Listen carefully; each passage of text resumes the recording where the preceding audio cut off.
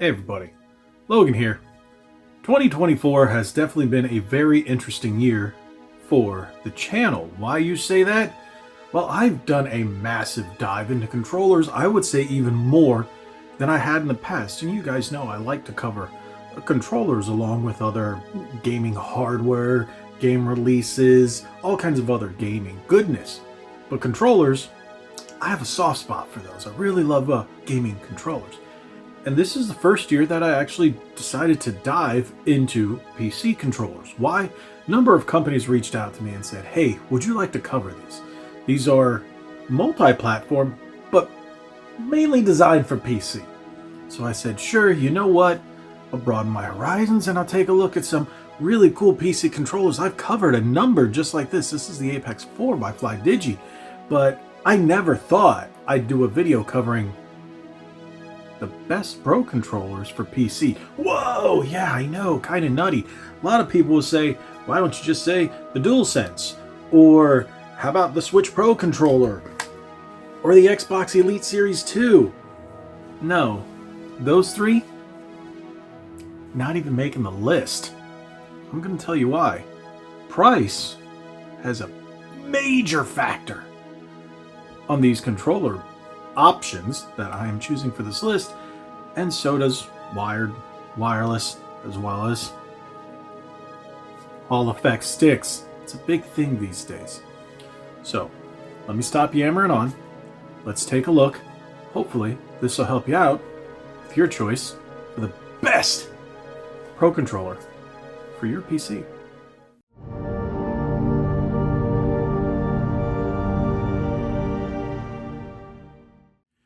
Here we go. Like I said, no, these aren't making the list. The DualSense 5 Switch Pro controller. Yeah, there's amazing controllers out there made by Nintendo, PlayStation, or even Xbox with the Elite Series 2. But the problem is, these are rather pricey, and they're missing key features that everybody wants.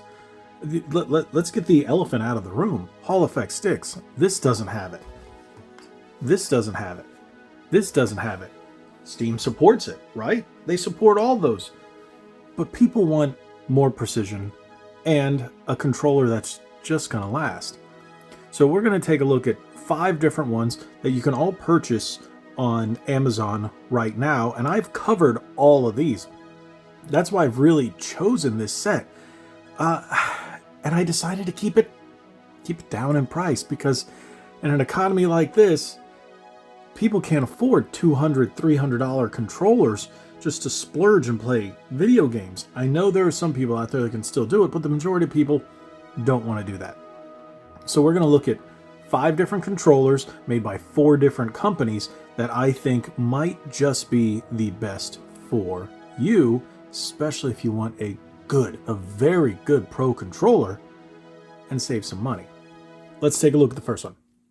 I've covered all these in recent videos, and this is one of the more recent. This is the EasySMX X05. Now, you're going to look at it, but it's not Pro. Yeah. The definition of a Pro controller, a lot of people will say, oh, it's got to have flappy paddles in the back. I disagree. Pro controller is going to be something that's going to be more precise, that's going to give you Hall effect sticks, that's going to give you Hall effect triggers, that's going to give you analog push, something like that, that's going to just be top tier and can give you some programmability.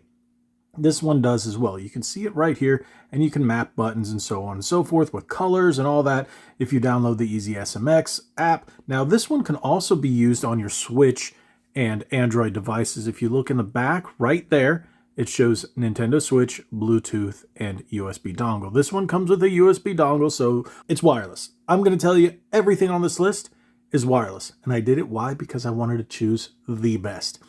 Wired ones can get in the way, especially if you're sitting at a desk and you get that wire wrapped around you and you're moving in with your chair and whatnot. I've noticed it becomes a bit more of a pain. So if I do game at my PC for longer periods of time, I want it to be a wireless controller. Now, this one has very nice sticks akin to the PlayStation 5 sticks, but the D-pad is a bit nicer. I like the weight on this controller. I love the button travel. I think it just feels amazing in the hand. And this is one of the least expensive ones on the list, sitting around $35. Depending on when you're watching this, all these can go on sale. You guys know how Amazon works. So this one you can also get on their website as well. I think this is a fantastic controller for $35. You have lights that light up around the sticks. That's fantastic for people who like that RGB, or I like to say RBG feature. No, not red bandana gaming. Okay, red, green, blue. So Hall effect sticks. And one of the best things I like about these are anti-friction. Anti-friction allows that stick to last a lot longer. This is a very good choice, and they have multiple colors. If you want, you can see all these videos reviews down in the description. I will drop a link to all my other videos covering each of these controllers if you want to see a more in-depth video covering each one. But I think this is a solid choice, especially if you're looking to save quite a bit of money. Next is this one. This is an interesting one that was sent to me. I didn't expect it to be as good as it is. This also works with a Switch, and it has an interesting name. Baitong? But it's the Asura 2 Pro Dual Hull Gamepad. Basically, it means it's a Pro Gamepad, Pro Game Controller with Hall effect sticks. So both sticks are Hall effect. Now, this one is a bit different. Some companies call it tactile, but it's mechanical. It has mechanical buttons, and you can tell by the sound. Now, I do like this one quite a bit. I also love the design in just terms of colors, because it reminds me of the Gold Ranger from Power Rangers. You know, Zeo, go. Okay, no, I won't sing, I promise. I'll stop now. But you can use this with the Switch as well. One thing, it's got the programmable buttons in the back, but it hides your little USB for your adapter on your PC right in the back. How awesome is that? I think that is very creative. Unlike the rest of these controllers, they will not. You have to either keep them near or whatnot your PC. So this one hides it in the controller. I think this is a very nifty design. Now, a lot of these are going to mimic that Xbox style control because, well, that's been, for many years, that's been the standard, and most people don't complain because it is the best style of controller when you have the offset sticks, the standard D-pad, and your face buttons, and then your shoulder and your triggers, because, yeah, and it's comfortable in the hand. This is one I will say is a bit more comfortable. I do like the grip mold, and it's very comfortable for someone with larger hands. The textures are fine. The textures are great on all these controllers. Now, I think it's funny how they add little prints of odd designs, but okay, cool. This one does have, you're going to see something like that where you see those buttons. Yeah, you have turbo. Shift is basically the home button for the Switch. So I don't know why they put that there like this, but I think this is a very good controller. They sent me this in purple as well. This is another one you're going to get for under that $50 mark. At any given time, you can get it between $40 or so. So keep an eye out. Make sure you use your Prime if you want to get these all for a very low price. You can. And I think this is a fantastic choice. I really do like it. I wasn't expecting this controller to be as good. Like I said, they also sent me a purple one, but the purple one is now in the possession of my wife. So she enjoys that one quite a bit. So there you go. Next, I'm going to go with two from the same company, and the first one is the Direwolf II. This is from Flydigit. This is one of the less expensive options. You do have standard membrane buttons. Can you guys hear that? But you do have your Hall effect sticks, standard analog triggers, and mappable buttons in the back. Here you also have Switch functionality as well as Bluetooth and USB as well. So if you do want to use it, now the reason I wouldn't recommend most of these for the Switch is because when you do use it, you have to go in and switch the button mapping so your brain doesn't get confused. I know a lot of people have that. Once they turn on the Switch, their brain goes into Switch mode. If you're using it on the Switch, you do have to remap it to make it a little easier. Now, this has what I like to call a floating D-pad, which is rather interesting. Very clicky. That's one thing that kind of bothers me, but I notice I catch myself when I do play PC games, more shooters, and I don't use the D-pad as often. So I don't think the D-pad is that big of a deal. I think the majority of my games on PC are first person, and they're a lot older. Games like, well, a lot of Quake. I have a lot of Quake on my PC. But hey, the Hall effect sticks and the anti-friction rings on all these make them fantastic. You do have your standard action buttons such as home and screenshot if you're using it for the Switch. Otherwise, you got your start and select. This is a standard entry-level Flydigit controller, but this is so good, especially for what you get at the price. Again, check out the full reviews in the description below, and then you'll see everything you want to know about all these controllers. The next is tied for one of my favorite controllers for the PC of all time. And it looks very similar to the last one, but it's got some girth to this bad boy. This is the Apex 4 by Flydigit. They give you all kinds of awesome controller features. The faceplate will come off. You have your little key on the inside to tighten or loosen the sticks. You can even customize this plate in here. You've got clear triggers. You also have a place to put a mobile adapter as well, so if you want to mount your phone on top of the controller.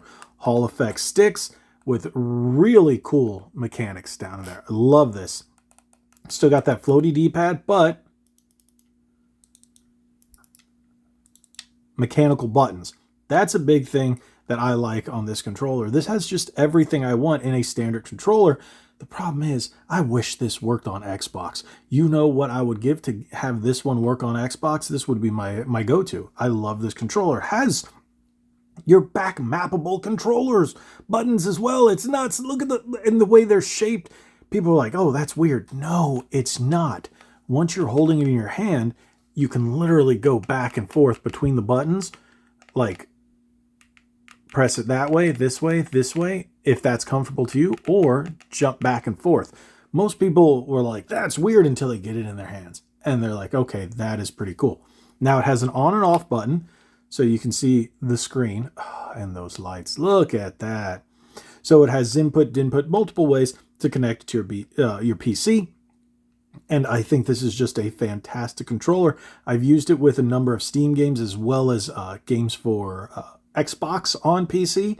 I played quite a bit of Exoprimal with it, and that's what made me go, I really wish this was available on the Xbox, but it isn't. But if you play Xbox games on your PC, it kind of is. This is my favorite. This is the most expensive one on this list. This sits at $89.99, but you can find it as low. The last time I saw it, I think it was $75, $79 on sale. But again, you got to catch it on sale. I think this is the best one on this list. Yes, it is a little more pricey, but this is fantastic. I definitely would recommend the Apex 4 by Flydigit. Fantastic controller. Now, the last one, some people give me crap for because they're like, oh, but the screen is huge. What's the purpose of the screen? Why can't you do this? Why can't you do that? Okay, the screen on this controller basically takes all customization away from the PC and puts it in your hand so you don't have to worry about it. And that is the Mamba 1. The big reason I also put the Mamba 1 on here is it comes with a charge dock, and the charge dock also carries the USB in the bottom, which is very nice. A lot of controllers from 8BitDo do the same thing, and I bet you're wondering why I don't have an 8BitDo controller on this list. Why? Because it just doesn't offer the features for the price, in my opinion. If you're going to get up to that $70, $80, $90 mark, I think that's when you have to add a little extra features, because the 8BitDos offer the same thing that, say, this one or this one will, minus the back buttons, or same thing with the Asura 2. So that's why I didn't add the 8BitDo, but they are very, very good quality. If you want to spend the extra money and get those features, you're entitled to do so, but you can get all that same feature in a less expensive box, basically. But going back to the Mamba 1, yes, that screen is a little massive, but you have membrane buttons with Hall effect sticks. You got an Xbox style D-pad, but it's significantly quieter. Your buttons are all down here along the bottom. Now this one does come in multiple colors. They sent me the black one. When I saw this, I was really skeptical, but I thought it was going to be just a goofy gimmick, but it isn't. You have a controller that mimics the Xbox style, just a bit larger because of the screen back here. You have induction charging because of the base. And then you have your M1, M2, M3, M4 buttons, all for programmability. You also have hair locks for your triggers. Your trigger lock, your hair lock, whatever you want to call it. Hairline triggers. There's so many different things that people call it. But you have the locks for those as well. So you can get a shorter draw or the longer draw. I really do like that. Now here's your on and off button. You've got nice RGB effects on the side. Simple, not over the top. I like them more when they are simple. Now, okay, I don't have anything to connect it to, so let's press home for 3 seconds.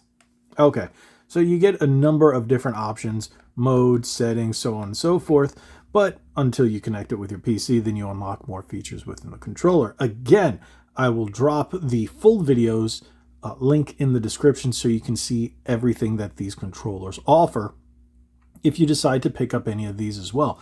I think this is one of my favorites in just terms of overall style and functionality.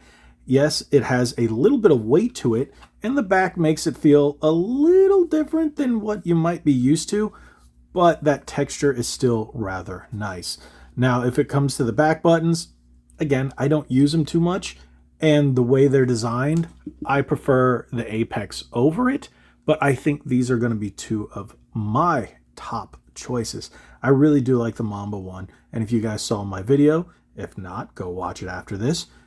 I think it's a very good controller. I've been using this one for the most part as of late for a lot of the games when I do sit down and play on my PC, which is not often because you guys know I'm a console gamer, but since I've gotten new controllers for the PC, I have expanded my gameplay to the PC as well. So this one I've been using, this one sits at my desk on the charge dock. That's why I use this one the most, even though I do prefer this one. This one I have to keep plugged in if I do want to use it. So that's the only drawback to that. It did not come with the dock, even though it has induction charging abilities. You have to buy that separately. The Mamba comes with it. So with that being said, let's pull these into the shot. There we go. I like these. I think these are going to be some of your best options today if you're looking at purchasing new PC controllers, and if you want something with Hall effect sticks, Hall effect triggers, RGB lighting, and some even with screens. But if you want to keep that dollar point low, then you can go with those and get all those features minus the fancy programmability and fancy aesthetics with the screen-based controllers. So we've got great controllers, some of the best for different price ranges, all under $100. And again, if you buy them on Amazon, you get them on Prime, you will definitely be able to save yourself quite a few dollars. So just keep an eye out. Again, if you want to see all these, I know I sound like a broken record, but you can check out the individual videos for all of these in the description below. Now, there is one other video I did cover with the Vader, what is it called? The Vader 3, along with the Direwolf, but I didn't put it in here because it slots in right between the two of these. And I don't think there's enough of a difference between these. It's basically this one with the more functionality on the back. So, but hey, and you also have the tactile mechanical buttons compared to membrane. But with the price difference, I thought this was the better option to go with if you guys have watched the video. So I think that covers about everything. If you guys have any more questions, drop them in the comment section below. I'll be glad to answer whatever I can. Thank you guys for watching. If you haven't already, hit that subscribe button, hit that like button, share this video. Remember to tune in every Thursday night, 9 p.m.-ish Eastern, for Ready to Start podcast. We're encroaching episode 50. It's going to be a great celebration. We're going to have a fantastic time. Make sure you're there. Turn that bell on for notifications. Again, subscribe. Like we always say, God bless you all. Be legendary. Thanks again.